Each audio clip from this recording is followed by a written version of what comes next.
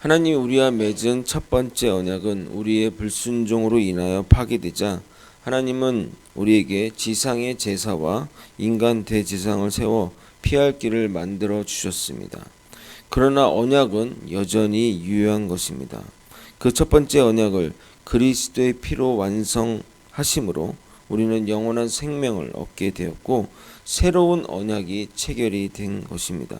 그런데 새 언약을 체결하는 방식이 놀랍습니다. 먼저 희생하고 약속을 받은 것입니다.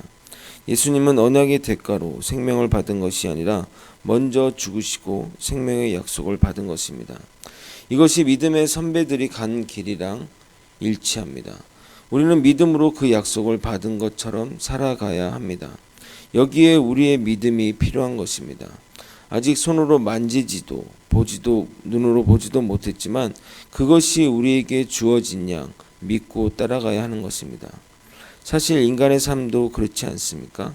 결혼해 봐야 사랑만으로 다 되는 것이 아닌 줄 알게 되고 자식 낳고 길러봐야 부모 마음 알게 되고 앞에 숫자가 6에서 7로 바뀌어봐야 꺾이는 것이 무엇인 줄 아는 것처럼 말입니다. 우리 모두가 그런가 보다 하며 가는 것입니다.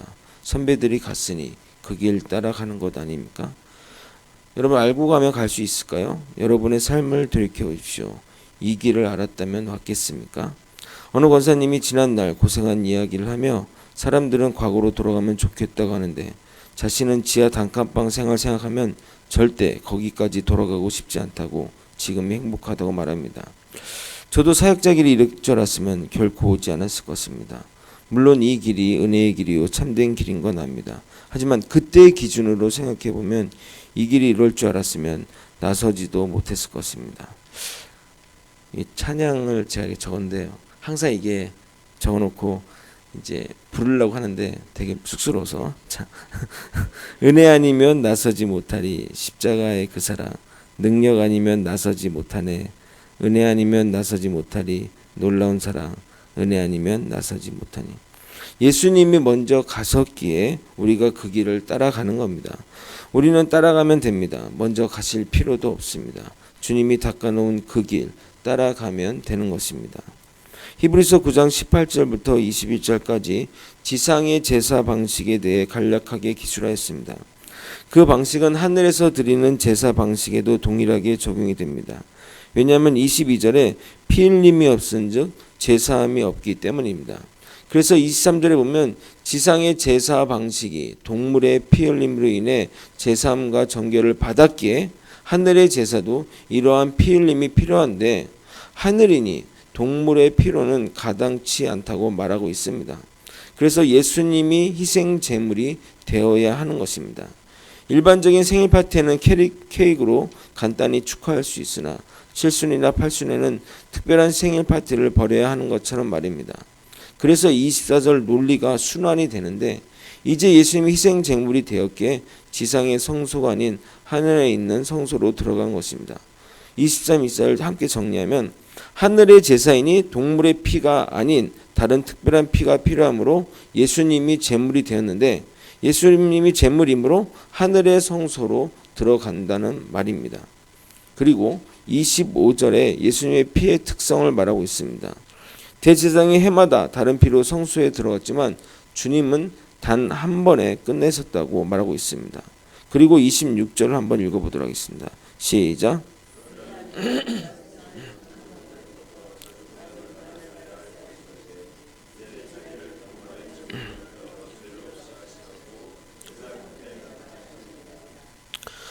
만일 동물 제사의 피와 같이 예수님의 피가 그런 효과가 있었다면 세상 창조 때부터 자주 피의 제사를 예수님의 피의 제사를 드려야 했겠지만 예수님의 피는 단 한 번의 제물로 드려도 죄가 없으시기에 세상 끝에 나타났습니다. 여러분 여기 눈여겨보셔야 합니다. 오늘 정말 중요한 이단의 주장을 다룰 예정입니다.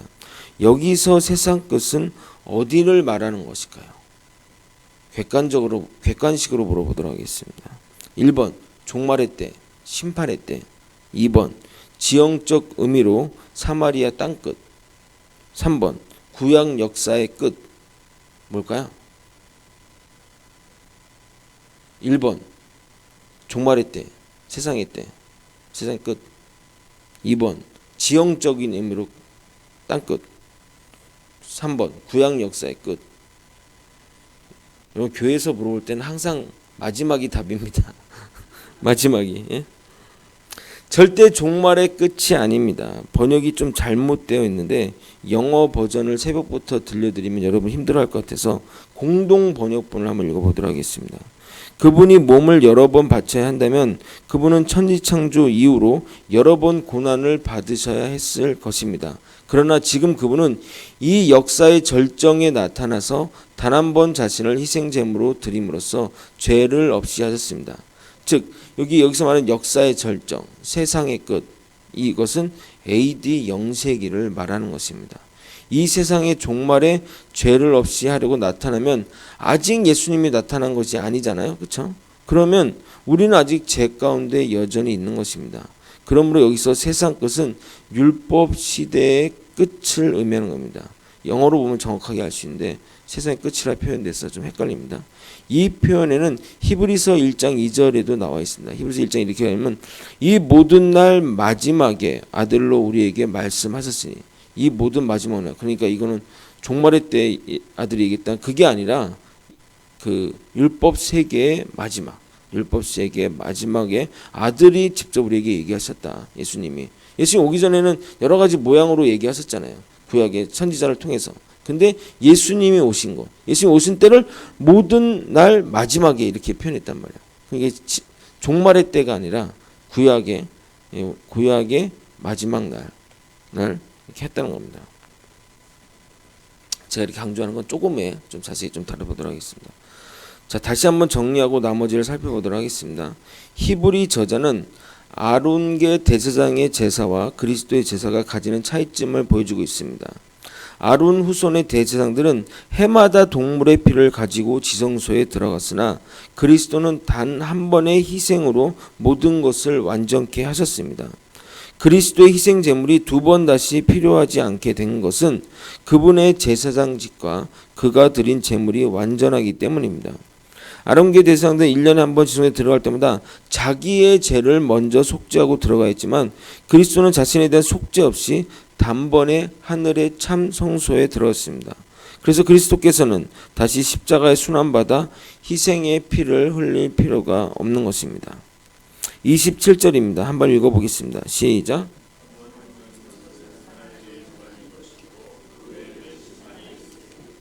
모든 사람들은 지상에서 살아가는 동안 언젠가 맞이하게 될 육체적 죽음과 항상 마주하고 있는 존재입니다. 그래서 인간에게 죽음은 필연적인 겁니다. 또한 사람은 반드시 죽되 두 번 이상이 아닌 단 한 번밖에 죽지 않습니다. 이것은 하나님이 정하신 불변의 원칙입니다. 죽음이라는 것은 죄 아래 태어난 사람들에게 예비된 것입니다. 우리 가운데 죽음을 피해 영생을 할 수 있는 인간은 아무도 없습니다. 그리고 심판이 우리의 죽음 이후에 따른다고 말합니다.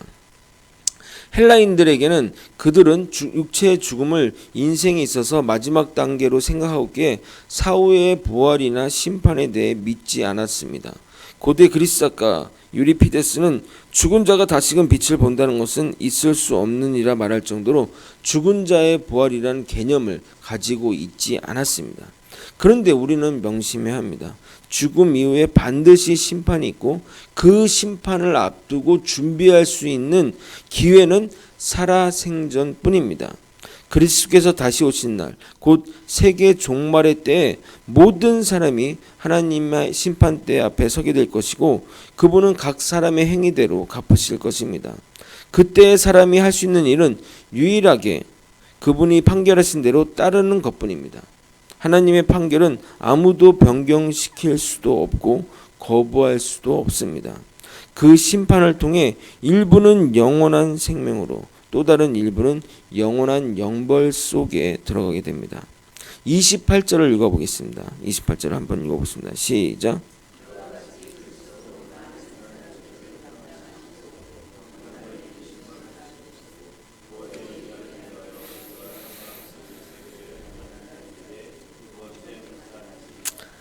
제가 앞에서 강조한 부분과 지금 이게 연결이 되는 겁니다. 우리가 예수님의 재림에 대해서 알고 있는 신학적 내용이 무엇입니까? 예수님이 이 땅에 오셨고 죽으심으로 우리의 죄의 문제는 해결이 되었습니다. 그래서 우리는 구원을 받았습니다. 그리고 예수님이 다시 오실 때는 그 구원을 완성시키기 위해 믿는 자는 천국으로, 불신자는 지옥으로 보내는 심판의 날에 오시는 것으로 배웠습니다. 그렇게 알고 계시죠? 저랑 똑같죠? 다른 분 없으시죠? 그러므로 예수님은 이 땅에 딱 2번만 오십니다. 근데 이 본문을 가지고 이단들이 어떻게 장난치냐면 아까 위에서 본 성경 구절을 26절을 죄를 없애려고 종말에 오시는 걸로 해석하고 여기 28절은 죄와 상관없이 자기를 바라는 자들에게 나타날 수 있다고 가르칩니다. 즉 무슨 얘기냐면 26절은 재림에 대한 성경 구절로 대체하고 다시 오시는 2번째 오시는 걸 대체하고 28절에 나타나시면 우리가 바라면 구원과 상관없이도 이 땅에 오실 수 있다고 말합니다. 그래야 안산홍 하나님이나 다른 기타 하나님이 자칭 예수님이 이 땅에 오실 수 있기 때문입니다. 안산홍이 왜 하나님이냐? 하나님이 영이신데 어떻게 인간의 몸으로 올 수 있냐 말하면 하나님이신데 인간의 몸으로 예수님이 오셨듯이 인간의 몸으로 안산홍이 오셨다고 말합니다. 그럼 우리가 아니 예수님이 오셨고 다시 오실 때는 심판에 오신다고 했는데 어디 온다는 말이 성경에 있느냐라고 하자 이 구절을 제시하는 겁니다. 죄와 상관없이 예수님만 바라기만 하면 2번째 나타나신다고 하시지 않느냐라고 말합니다. 이것이 여러분 한글 개역 성경의 성경 표현 때문에 생기는 문제입니다. 즉 그리스도를 바라는 자들이 죄와 상관없는 자들이라는 것인지 아니면 그리스도가 2번째 나타났을 때 죄와 상관없이 나타나는 것인지 분명치 않습니다. 이는 죄와 상관없이라는 전치사구를 혼동되는 위치에 배치시켰기 때문인데 원문으로 보면 그 의미가 분명하게 드러납니다. 죄와 상관없이 해당하는 코리스 하마르티아스가 나타나시에 해당하는 동사 앞에서 그것을 수식함으로 본문은 그리스도가 2번째 나타났을 때 죄와 상관없이 나타나신다고 하는 말입니다. 공동번역본은 이를 고려하여 본문을 이렇게 쓰고 있습니다. 다시 나타나실 때는 인간의 죄 때문에 희생제물이 되시는 일이 없이 당신이 갈망하고 있는 사람에게 구원을 가져다 주실 것입니다. 라고 번역했습니다. 즉 그리스도께서 초림하실 때는 인간의 죄 때문에 오시지만 재림할 때는 그 죄와 상관없이 단지 완전한 구원을 이루기 위해 오실 것이라는 겁니다. 무슨 말인지 아시겠습니까? 그러니까 하나님이 한번 저 지구에 한번 좀 내려갔다 와야겠다. 날 좀 기다리는 사람이 있으니까 그래서 올 수 없다는 거예요. 하나님은 한 번 오셨고 심판 때 오시는 거예요. 아무 때나 오시면 안 돼요. 오실 수 없어요. 그냥 인간 세계 가서 한번 애들 잘 사나 한번 확인해 볼까? 나를 이렇게 간절히 바라는데 내가 좀 내려가줘서 애들에게 희망을 줘야지. 그럴 수가 없다는 겁니다. 이런 말에 속더라고요, 사람들이. 이게 이제 이런 말에 막 해서 사람들이 이게 그러니까 문맥적인 어떤 전체적인 의미를 좀 이렇게 어렵게 돼 있으니까 그래서 뭐 신천지 같은 경우는 개역 한글판만 믿어요. 다른 편은 다 틀리다고. 왜냐하면 자기의 주장에 그 말이 딱 들어맞기 때문에 그거에서 바꿔서 얘기하면 그거 다 잘못된 거다.